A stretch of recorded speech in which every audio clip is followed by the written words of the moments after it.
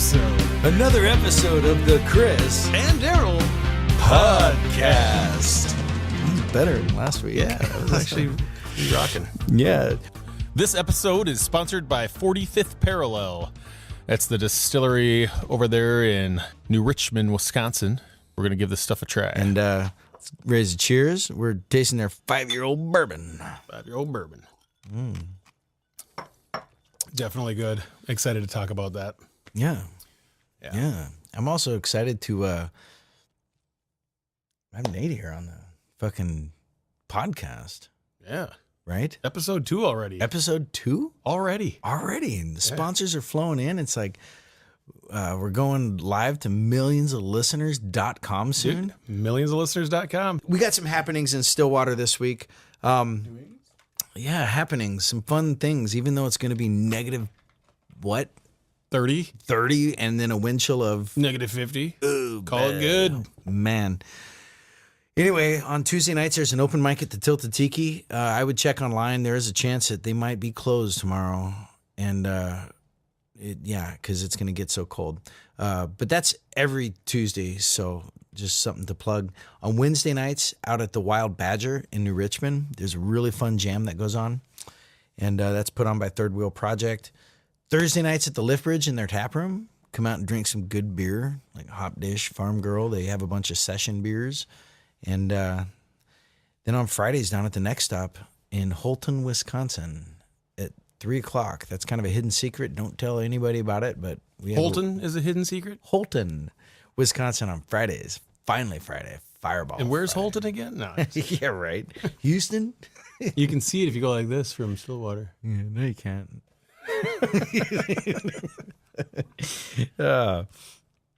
What's this? There's a winter carnival going on right now. Is that true? The St. Paul Winter Carnival, I believe. Yeah, what's that? Every year, same thing. Kind of a big deal. Yep. Families get out. There's activities and events, and they do their medallion hunt every year. Ever since I can remember as a kid, they've always done the medallion hunt. So what's that entail? They hide a little medallion, like it looks like a silver dollar, maybe bigger, whatever. It's different. I think it's different every year too, but they hide it and then they give clues every week. And as to where it is, and and you find another clue, or does it walk you down a treasure hunt? I'm not super familiar exactly with it because I only hunted for it when I was a little kid, but I think that they just release one clue a week. You don't like go to another clue and find that clue. Okay. It's not like that, I don't think. What you do is you read the clue. It might lead you to a dog park or whatever. You go. It's actually kind of funny. Sometimes you'll get to these parks and it'll have snowed 6 inches like it did just yesterday. Yeah. And people will clear out that whole field. They'll be out there with shovels and like they go nuts on it because if you find it, it's $10,000. Man, that's how they get the Viking or the open stadiums clear of snow. They're like, we'll put a clue there and we'll just shovel that parking lot. Yeah, that's funny. Yeah. So and then when the clues get closer and closer to the final clue, it starts getting nuts and like everybody's starting to hone in on an area. And like my buddy last year or whatever year it was, a few years ago, he had a pretty awesome story. Everybody's like, it's the final clue night. Everybody knows it's at this park, and there's like thousands of people there just frantically pulling logs and shoveling snow and digging around. And of course, at some point, and if it doesn't get found that night, eventually it gets found. It always gets found. And so the contest goes on until it's found. Yes, and I don't know for sure if it always gets found. I believe that it has always been found, but maybe if you do a Google search on it or something, find out if 1 year or the clue of this week. Hey, Nick, pull up and see if anyone has ever not found the St. Paul Winter Carnival medallion. That'd be pretty funny if they hadn't. But so, it just kind of slowly dials down in until it's just like this free for all. We know it's in this park and everybody's looking for $10,000. So it can get kind of crazy. It appears that the medallion has always been found. At a quick search of never found, they actually list all the locations where it has been seen, has been found. All right, there you go. So it's always been found. By the way, that's Nick Simon. He's our cohort. He's back there on the computer. We can ask him questions, and Great point. and he gives us the answers. We like that. We do like that.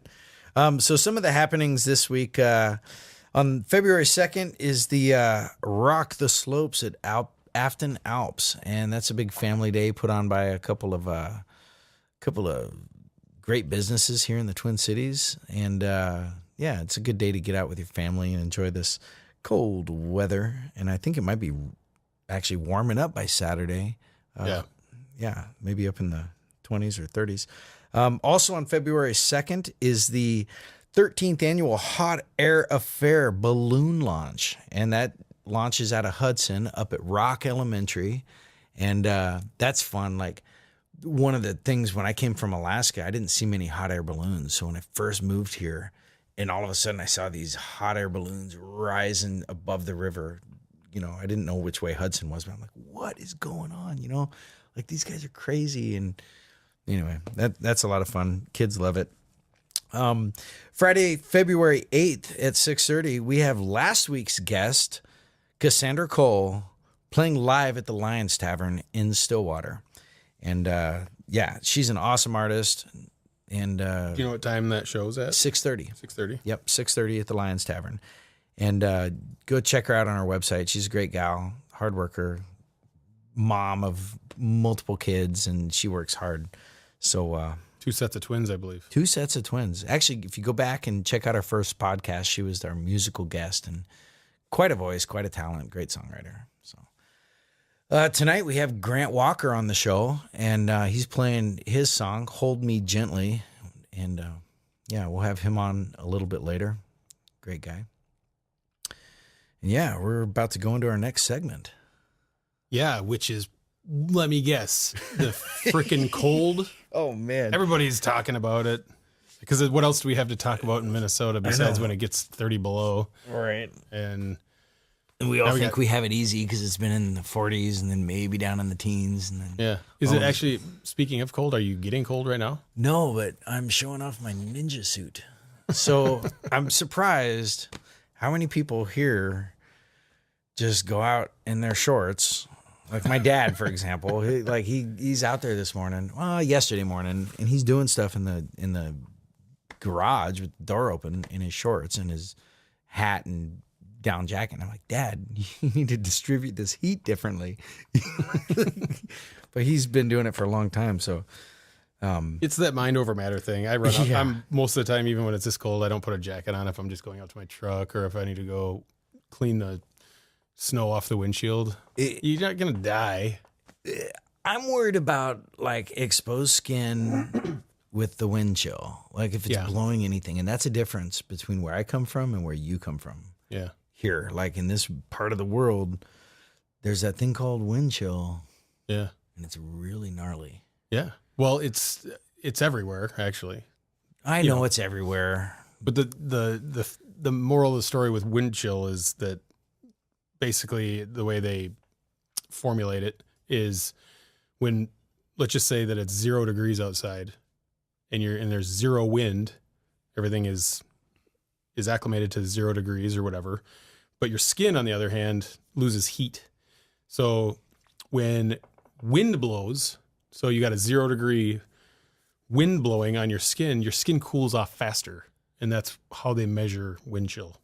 It's and there's a little bit of debate about it, but if you research it, really what wind chill is, it's a thing. Your skin, things that have skin or feel temperature, organic things. Yes, yeah, and things that are holding a lot of heat, they'll lose their heat faster with a wind versus a non-wind. So it is actually colder to us, to a rock that's sitting in 0 degrees. When a cold wind blows over it, the rock is still 0 degrees because it was there to begin with. Well, yeah, and it's not, the wind isn't taking more, the wind is only 0 degrees, so it can't make the rock colder than 0 degrees. But on your skin is warmer than 0 degrees, and when wind blows on it, it cools down faster. So because there's heat in the skin? Yep. Yes, and the wind is taking away the heat I wonder faster. if that has to do with water too, because like what if I take a rock from a fire pit and put it in the wind at 0 degrees? Yes, I think it would. Versus in just 0 degrees, does one cool down faster? Yes, and I think that's how they figured out how to judge wind chill is that there was a team of scientists that were experimenting with bottles of water and how fast they'd cool or how fast they'd freeze in different wind temperatures, different wind environments. And they found there to be a big difference. Huh. So yeah, obviously if you're testing something in 0 degree weather and it's liquid water, it's obviously above 32 degrees. So there's still heat in there. Right. And so they could measure how fast that heat would dissipate out of the water and freeze it. So it's a thing. It is a thing. Yes. And when, people say, oh, perceived coldness. Well, it's not really, it's perceived by us and we're the ones that are feeling it and we're the ones that are going to die. If it's actually real. Yes, it's an actual thing. So you actually do experience the wind chill and all you got to do is walk outside when it's 30 below and have a brisk wind hit your face. You're going to feel it instantaneously. It almost kind of hurts. And something I'd like to talk about today is just being prepared when you're in your car and in these kind of temperatures. Like when I left today, I put on my wool ninja suit, my snow pants, my big socks, my boots. Like I put on everything in case I run over on the side of the road and have to dig myself out. And I think a lot of people, and including me in my past, like I've been guilty of not being prepared. And I think it's something super important, carry Gore-Tex, or some type of windbreaker that takes away that wind chill. And then your mid layer, which is going to be down, or a fleece, and your base layer, which might be your suit on your way to work. But in reality, in a survival situation, the golden rule is 0 cotton, no cotton against your skin because it doesn't dry. Yep. And I experienced that today when I was snowblowing. I had a cotton t-shirt on with my Gore-Tex, really nice warm jacket, but I got wet. Yeah. Because it just, And that doesn't happen when you're wearing your base layer, like your Under Armour type of skin tight moisture wicking materials. It's when they talk about the layers, the base layer, the mid layer, and your shells, your Gore-Tex shells and all that. It's not a joke. That stuff works. It's fun how it works. Yeah. It's trapping air. Yeah. And it's almost like a mini ecosystem expelling water away from your body. It's wicking it away. Yeah. It's wicked cool. Wicked cool. And it's fun to wear too, because when you go outside when it's really cold out, you're just like, I'm good to go. Good to go. Yeah. And actually even hop on a snowmobile. I always use this one example because it was seemingly death defying, but I was on a snowmobile and it got really cold. Like it was like -10 or so, just regular ambient temperature. And I was wearing all my layers, and I had to, ride my snowmobile like 60 miles at night, and it was getting colder and colder by the minute. And of course, you're riding at 30 miles an hour on an average or whatever. So the wind chill and everything it's cold. But I remember that was like one of the first times I really got to see this Gore-Tex and the layer system. I was totally fine, 100%. 100%. Yeah, 100%. Felt like I was an astronaut on a different planet. Yeah. That's how it feels, and especially when you got nice boots. Yeah. I was coming home from a gig in Cannon Falls at the winery down there one night, and I'm driving home. I just got this Tahoe, and I had the window down, and I'm just blasting music and blasting the heat, and I had the window down, and all of a sudden my headlights and everything just shut down with my window down and the other window down, and I drifted over to the side of the road. I have no lights. I can't get my windows up. It's cold. It's like this cold and blowing from the west, and I'm driving north. And I was still sweaty from my show, and I was not prepared. And I was 45 minutes away from Stillwater. And down by, is around Faribault. No, it was Cannon Falls, but I took a different road up that was quicker at high speeds, but actually was like kind of longer. My friend came and rescued me in the middle of the night and picked me up, and I was sitting there just like picked you up and rescued you. I was so cold. I was just shivering, and it's like, dude, I usually carry a bag with me, and I just didn't. And I was sweaty, and nobody was stopping. Yeah, it was bad. Like I was. Well, that's the reason. Sean Klein, thanks for helping me out with my alternator that day. You're the man. Yeah. So I was in this Arctic winter survival course in Alaska, and these professors were mountaineers that have been all over the world, And we, from October to January, that was my course. And we went out every weekend and built shelters. And as in like, okay, if we're in the woods and we have to build something, how do we do it? So it started with sticks, and then it started to snow. And then depending on snowpack, we would build these snow shelters and sleep in them overnight. And the class was maybe 10 people. So it was really cool to see, because any source of light is just exploding out of the snow. And then you have the stars and the aurora borealis, and everybody has their little igloo or snow cave going on. And sleeping out there in those cold nights was pretty neat. And we did it for a long time as humans, As humans. Yeah, just as people. But most people, I think, if they did that nowadays, it ain't gonna happen, man. Like, something's given I know, with their iPhones, and where do you plug it in? Well, the I was going to igloo? say, yeah, I mean, there's a nickname out there, snowflakes, but we not necessarily sure if they like snow. Oh man, Might edit that one out. yeah, No. that's okay. No. I'm glad I don't have to hunt. I have no idea where to hunt for fish tacos. Well, depends how picky you are. Yeah, so let's talk about the Amory Alliance, the Art Alliance up there in Amory. Yeah. It's pretty cool. Yeah. There's an old theater up there with a broken roof. Beautiful theater. It has a player piano in it, kind of like you do, and a bunch of scrolls, tons of scrolls. And they're trying to raise money right now to fix the leaky roof. And it's just over $100,000.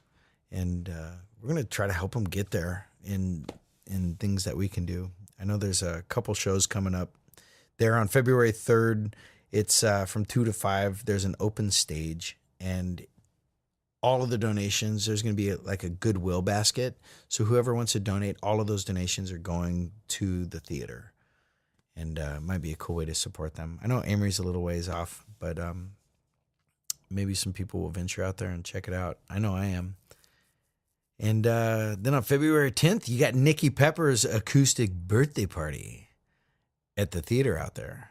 And that's pretty exciting. Nikki is an amazing songwriter. I've had the pleasure of playing music with her and traveling around, just making music and writing music. And she's just a true songwriter. And we'll have her on here as one of our guests at some point in time. That'd be great. Yeah, that would be. So this episode's sponsor is from 45th Parallel Distillery. Yeah. And they were nice enough to gift us with a bottle of some of their bourbon, straight bourbon whiskey. Not just some of it. That's the 5-year stuff. That's like, yeah. And well, I'll let you describe a little more of it before because all I truly know of it is what I just tasted. And it's fantastic. Yeah, it's pretty good. This is super smooth, but it's got like this, I don't know if to call it smoky or oaky. Smooth though. I wasn't expecting it Super to be smooth. Yeah, it's really smooth. Yeah. Yeah. That was my when I first tasted it, I was like, whoa, this is really good. My guess is that this is a pretty expensive bottle. Yeah. And because it's hard to get, I don't think I've tasted the cheap stuff taste this good. Well, actually, the online description does say we are currently releasing whiskey at 4 years of age using traditional aging techniques and medium char in Ozark white oak barrels. Oh, there you go. Huh. Well, you can definitely taste the oak. I taste like a caramely thing because I associate that caramely thing with like the smoothness of it. And, it says it's 92 proof. 46% alcohol. I'm not getting it to be super hot. It's not super hot. Oh, I just got a message from a buddy that we have to prank phone call this lady. I guess she's crazy. I'm going to do a southern accent. All right, here we go.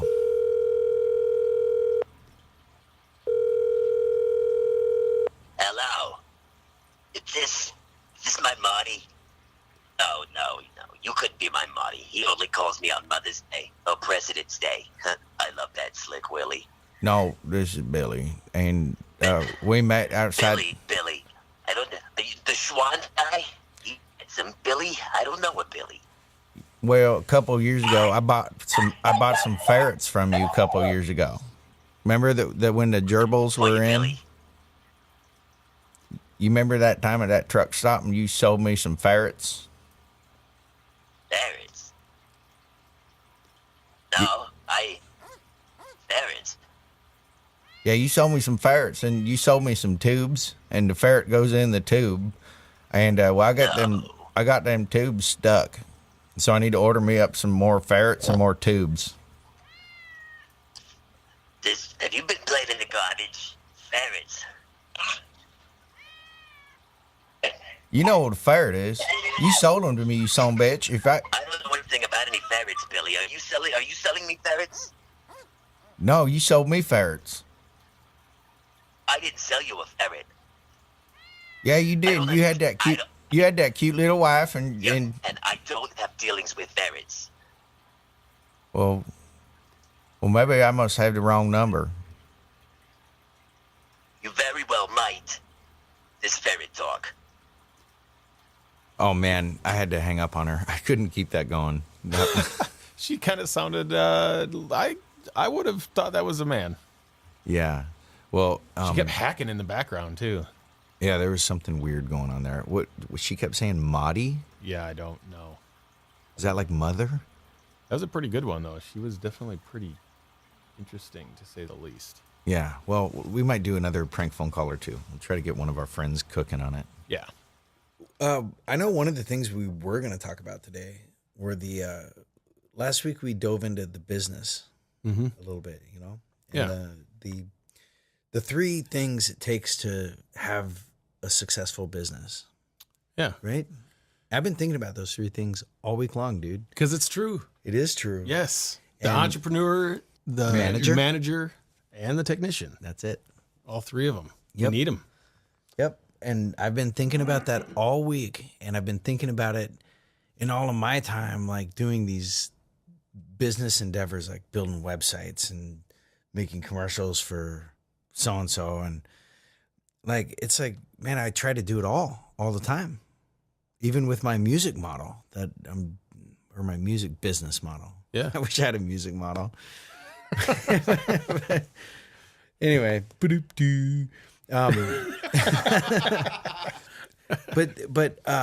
that's something I've never done really is until recently. I feel like I've built a team with Third Wheel in bringing in Miss Lori Lofstrom to help manage the web stuff and but that's it, man. Like I try to take it all on and yeah, that conversation I had with you last week really kind of made me think about it all week long.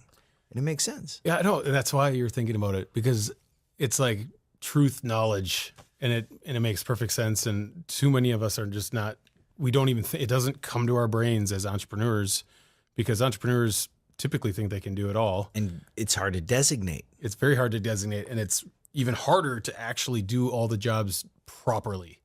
And that's the problem is, yes, they can all be done by one guy. Squirrel, right? Yeah. Because it's like we have another idea, another thought. Yeah. Oh, I need to do this first. And then there's not someone that's like, okay, hold on. Yeah. Here's what we need to do first to do this, to do this. Keep talking to yourself over there in the corner, but here's what we're going to do first. Yep. You know? Yep. I think that's, it's part of team building. Yes. But the entrepreneur is the one that has to start it and typically can't afford to be paying for a manager, definitely can't be paying for two employees, which would be the technician and the or manager. Another entrepreneur. Yeah. Then you're really up Brown Creek. Oh. No, but that's, just understanding that and having that conversation with a friend or a business partner or anything like that, it rings true to all of them. It really does. Yeah. Yeah. The entrepreneur has the ideas. They have the ambition and the drive to start something new, maybe that nobody's thought of, like sending a rocket that comes and lands back down. Like Elon Musk is an obvious good example of a crazy entrepreneur, but he believed he could do it. I'm sure that he had nothing but naysayers all around him, like, dude, you can't land a rocket like that. Whoa, but you just have to believe in yourself and do it. Yeah.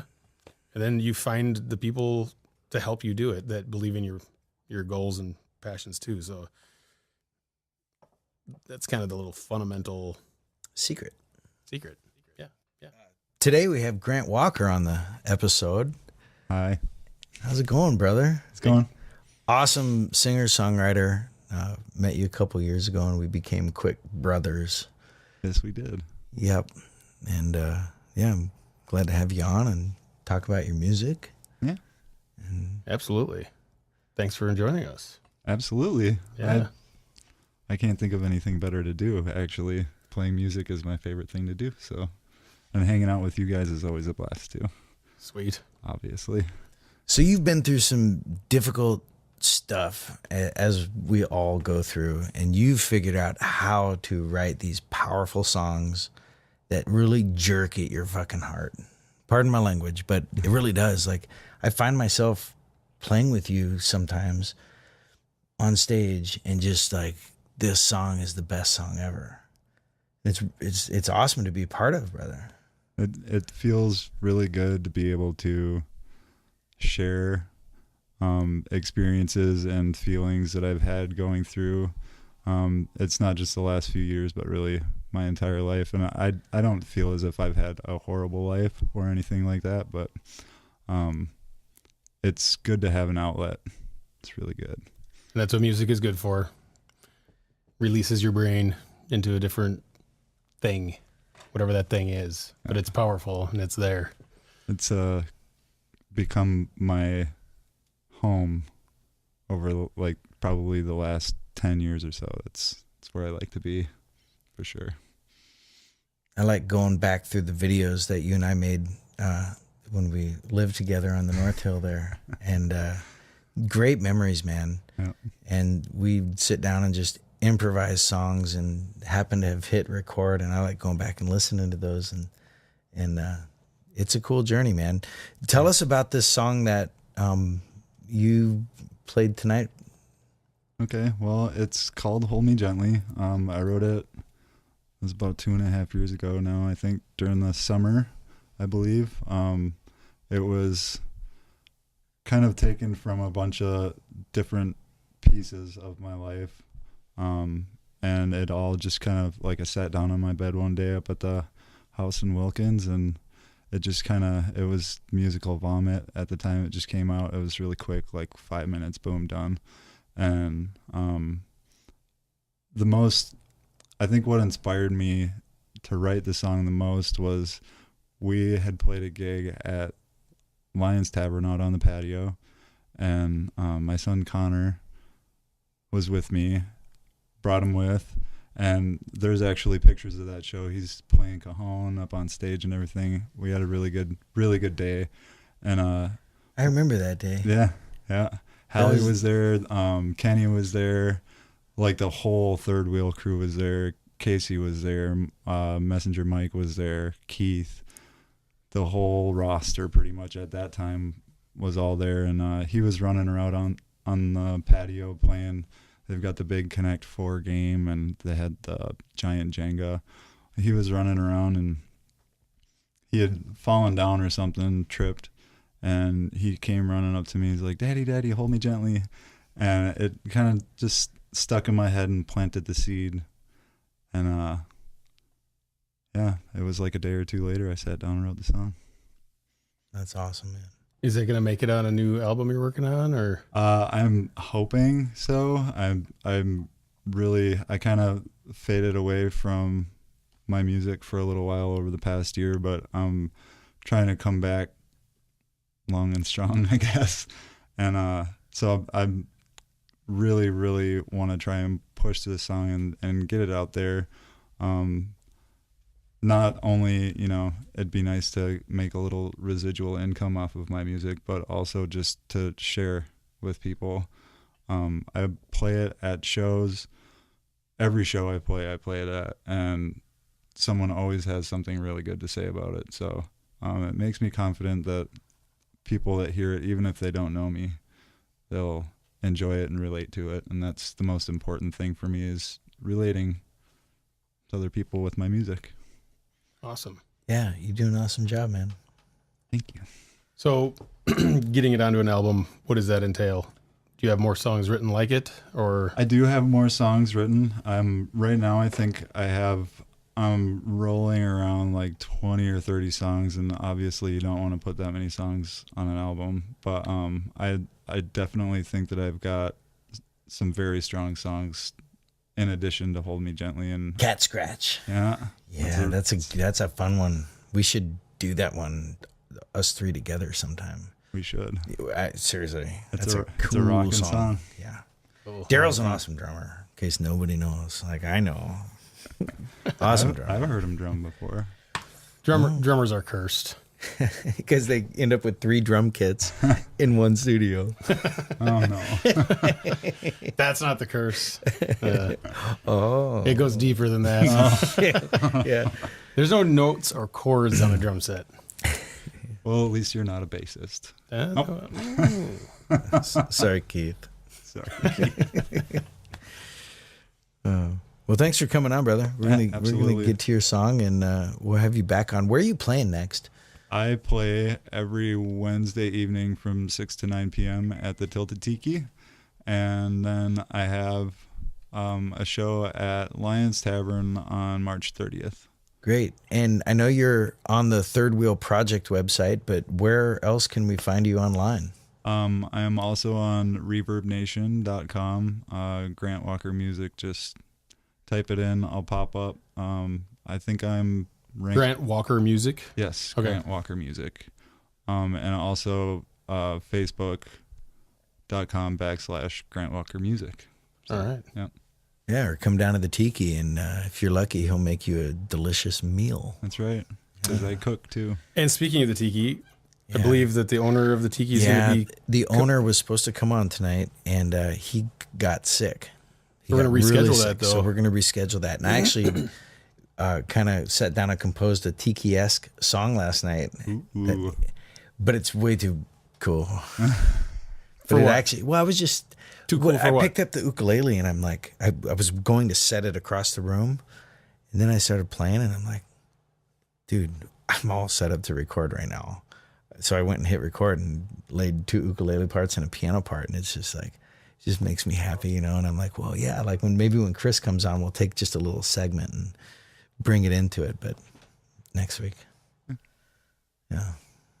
Very cool. Put the lime in the coconut. Oh no. Yeah, I think that's already been done, though. No, that was just a squirrel. Oh, Squirrel. definitely wasn't a gray squirrel. Kind of on that black squirrel. Oh man. Yeah. Oh jeez. I'm lost. You're supposed to be. It's okay. You got the text. Oh. Yes. Yeah. Yes, I did. All right. Well, All right. Well, thank you for joining us. Yep. Thanks And for having me. we're definitely going to be looking for you at the Tiki, and we'll be down there periodically, and hopefully have more episodes where we can have you guys on. And That'd be great. yeah, yeah, we should do cat scratch next We should. and have like drums. And then I'll play something, unless he's afraid to play drums. well, what we can do too is with these live recordings, we can also overdub drums and stuff like that, and we still have a live performance, but overdub drums all in the same room, so the vibe is all the same. Nice. It's actually, I think it'll be pretty cool. I'm excited. And you to try saw that. this thing. Yeah. Yeah, He it was runs real. his drums through there now. Ooh. And it provides a super awesome sound. Look Yeah. at that. Yep. Reel-to-reels are- True analog. Yep. It's the way to go. Yeah.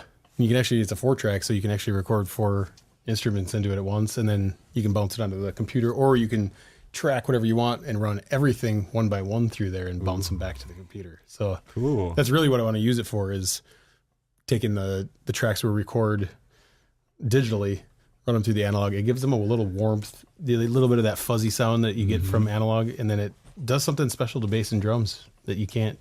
Can't get People it. say you can just get the plug in, but No. I don't know. Doesn't It ain't the same. I'm that guy on the side of the fence saying there's a difference, but then there's 50% of the guys on the other side saying you can't tell a difference. And then they can A-B you and you can lose. So, I mean, it really is. I don't know. There's something to it, though, I think. And a big part of what is it is the hobby-esque part of it. Yeah. We grew up in the 80s. Yeah. That thing was made in 1984. Okay. And that was the real deal. Yeah, I was 3 years old when that. Real deal. It's like, That's cool. Yeah. So we'll experiment with it. Or, write an older style song or something, Yeah. and we'll just record it through that and just bounce it right in and call it done. That's how they used to do it. Yeah. so this, done. I went to visit with the board up there in Amory at the theater and the radio station up there. Yeah.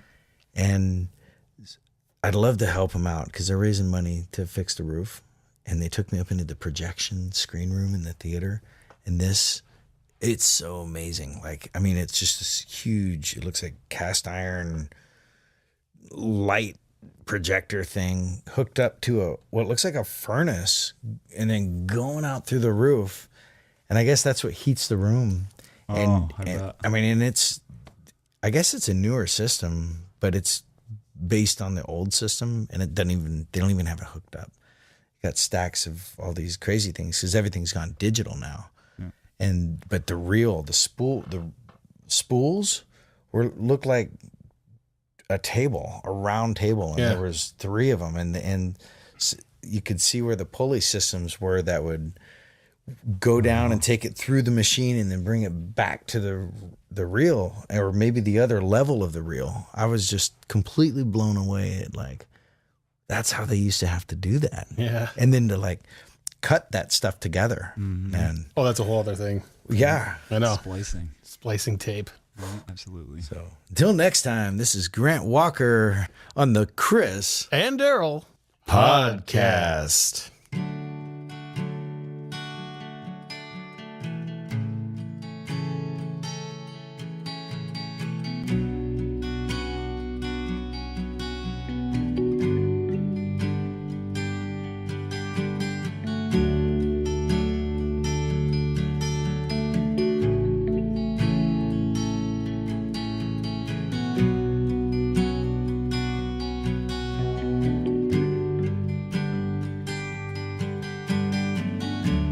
Standing on the edge of the world with you right next to me,